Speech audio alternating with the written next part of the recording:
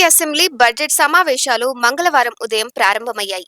ఈ సందర్భంగా ఎమ్మెల్యేల శిక్షణ తరగతులపై సాక్షి మీడియాలో వచ్చిన కథనాలపై స్పీకర్ అయ్యన్న పాత్రుడు సీరియస్ అయ్యారు. సాక్షి మీడియాకు ప్రివిలేజ్ నోటీసులు ఇవ్వాలని నిర్ణయించారు. సభా హక్కుల కమిటీకి సాక్షి కథనాలను స్పీకర్ రిఫర్ చేశారు. ఎమ్మెల్యేలకు శిక్షణ తరగతులు జరగకుండా కోట్లాది రూపాయలు వెచ్చించారంటూ సాక్షి కథనాలను నందికొట్కూరు ఎమ్మెల్యే జయసూర్య సభ దృష్టికి తీసుకొచ్చారు. ఎమ్మెల్యేల శిక్షణ తరగతులు ఇచ్చే కార్యక్రమానికి కోట్లు ఖర్చు పెట్టారంటూ ఇటీవల సాక్షి పత్రికలో లోక్సభ స్పీకర్, ఏపీ స్పీకర్ పై కథనాలు వచ్చాయని, ఇది చాలా బాధాకరమని అన్నారు. అయితే శిక్షణ తరగతులు జరగకముందే కోట్ల రూపాయల ప్రజాధనాన్ని ఖర్చు చేశారని, తప్పుడు నివేదికలు రాశారని మండిపడ్డారు.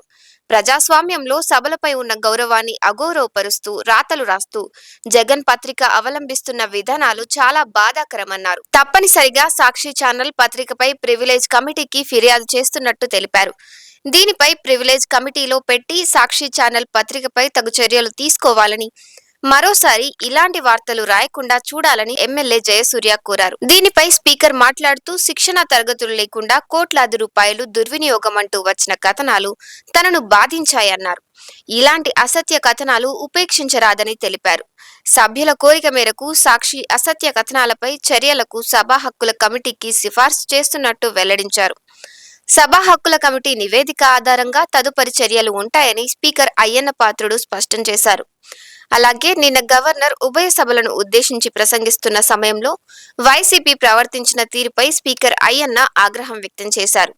నిన్నటి సంఘటన సభ్య సమాజం సిగ్గుపడేలా వైసీపీ వ్యవహరించిందన్నారు. సీఎంగా పనిచేసిన వ్యక్తి, పార్టీ అధినేత వ్యక్తి సభ్యతను మరిచి ప్రవర్తించారని అన్నారు.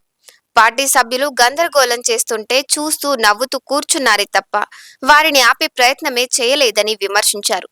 ఉన్నతమైన వ్యక్తిని అగౌరవపరిచేలా ప్లకార్డులు పట్టుకొచ్చారని, పోడియంపై విసిరేశారని అన్నారు.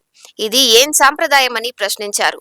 ప్రజాస్వామ్యంలో ఇది మంచి పద్ధతి కాదన్నారు. సీనియర్ సభ్యులు బొత్స సత్యనారాయణ కూడా జగన్ చేసేది తప్పని చెప్పకపోవడం సరికాదన్నారు. రానున్న రోజుల్లో ఇలాంటి ఘటనలు జరగడానికి వీల్లేదని అన్నారు. ఇకపై అయినా విఘ్నతతో వ్యవహరించాలని హితవు పలికారు.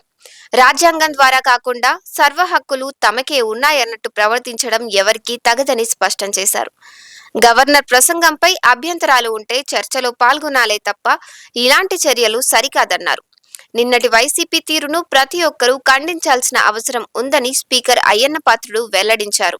ఇలాంటి మంచి వీడియోల కోసము తెలుగు గళంను మీరు లైక్ చేయండి, షేర్ చేయండి, సబ్స్క్రైబ్ చేయండి, కామెంట్ చేయండి, 10 మందికి తెలియజేయండి.